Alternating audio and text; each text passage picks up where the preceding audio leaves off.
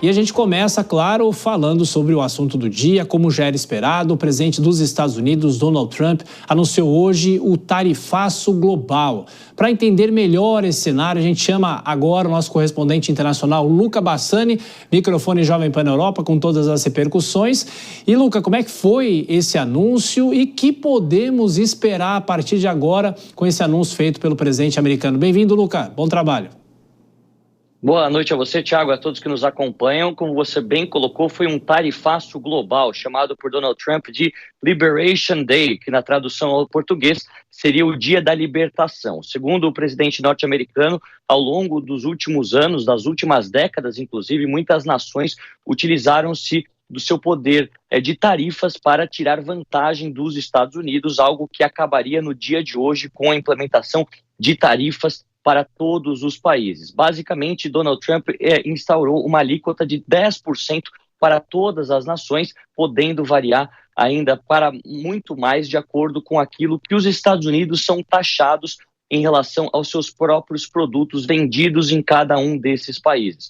O presidente deixou claro que tudo isso é em decorrência das más administrações que, segundo ele, foram conduzidas pelos democratas e trouxeram os Estados Unidos de uma posição de fraqueza, tanto na segurança nacional quanto em relação à sua estabilidade econômica. O país mais taxado, um deles foi a China, o principal também adversário dos Estados Unidos no ponto de vista econômico. Nós separamos, inclusive, um trecho das falas de Donald Trump anunciando como vai funcionar esta questão com os chineses. Se você olhar para isso, primeira linha, China, 67%. Isso inclui tarifas cobradas dos Estados Unidos, manipulação cambial e barreiras comerciais. Então, 67%. Acho que na maior parte vocês conseguem ver, aqueles com boa visão. Então, 67%. Nós vamos cobrar uma tarifa recíproca, reduzida de 34%, eu acho. Em outras palavras, eles nos cobram, nós cobramos deles. E vamos cobrar menos. Como alguém pode reclamar disso? Mas vão reclamar, porque nunca cobramos nada de ninguém. Agora vamos cobrar. They will be, because we never charge anybody anything.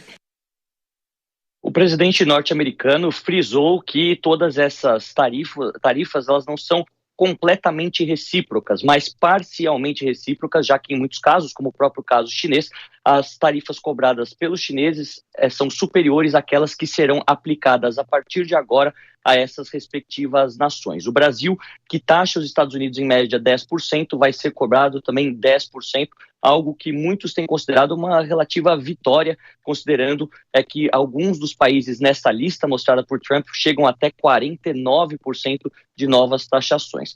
Falando aqui da Europa, também Donald Trump deixou bastante claro que muitas vezes os melhores amigos, os principais aliados, são os mais difíceis de se lidar e até podem se tornar inimigos, e que os europeus representam uma dura negociação. Separamos também um trecho em relação à Europa do presidente norte-americano.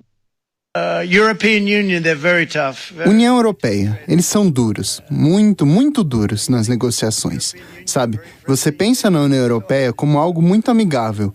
Eles nos exploram, é triste de ver, é patético. 39%.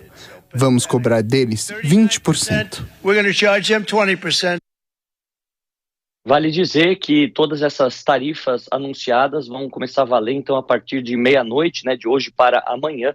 O presidente Donald Trump também disse que o governo segue aberto para negociações bilaterais, algo que tem acontecido costumeiramente desde que ele assumiu e fez essas ameaças, ou de fato colocou muitas dessas tarifas em vigor. Vale também a gente concluir essa primeira parte dizendo que todos os automóveis produzidos no exterior dos Estados Unidos, ou seja, nos diversos países do mundo, serão taxados automaticamente 25%, independentemente da nação onde foram produzidos. Donald Trump disse que só tem um caminho para que os países não sejam taxados: produzam dentro dos Estados Unidos da América, para incentivar a indústria nacional e também criar mais empregos. Ele disse que todas aquelas companhias estrangeiras, asiáticas, africanas, latino-americanas ou europeias que quiserem se instalar nos Estados Unidos terão tarifa zero e assim poderão também comercializar seus produtos de maneira mais fácil.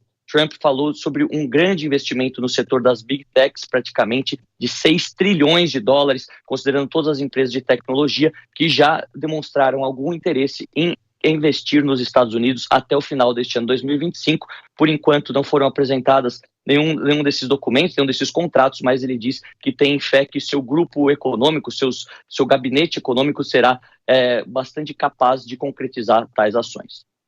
Luca Bassani, daqui a pouco eu vou perguntar para você sobre a repercussão, claro, aí na Europa, o que os líderes da União Europeia estão dizendo, e sem perder tempo, eu já trago um especialista aqui para fazer uma avaliação sobre as tarifas anunciadas pelo presidente Donald Trump, o mestre em Relações Internacionais, o professor Urian Fancelli, mais uma vez aqui conosco na Jovem Pan. Tudo bem, professor? Bem-vindo. Bom, a gente já vinha falando há muito tempo sobre essa expectativa, mas hoje foi feito o anúncio. E olhando a tabela, olhando a lista, a gente vê lá, Brasil 10%, o Brasil é praticamente o último da lista, ou seja, para o Brasil sair um pouco barato, é claro que as tarifas nunca são interessantes e, de uma certa maneira, comparando com os países, a própria União Europeia e a própria China, para alguns países saiu mais caro e para outros mais barato, não é? Bem-vindo, professor, mais uma vez.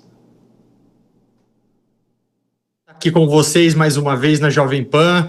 Exato, né? O Brasil teve a aplicação daquela taxa mínima, ou seja, o Donald Trump ele colocou ali 10% de tarifa para todos os países e alguns desses países tiveram uma taxa muito maior. É curioso que o Brasil, por se tratar de um país que tem um governo de esquerda no poder, ele teve a mesma aplicação de tarifa que, por exemplo, a Argentina, que é um país que ideologicamente, politicamente, está muito mais próximo do governo americano. Até o Javier Milei, ele recentemente, ontem, hoje, se eu não me engano, ele fez uma viagem aos Estados Unidos. Então, isso já mostra que não houve algum tipo de privilégio concedido a determinados líderes por conta de alinhamento ideológico.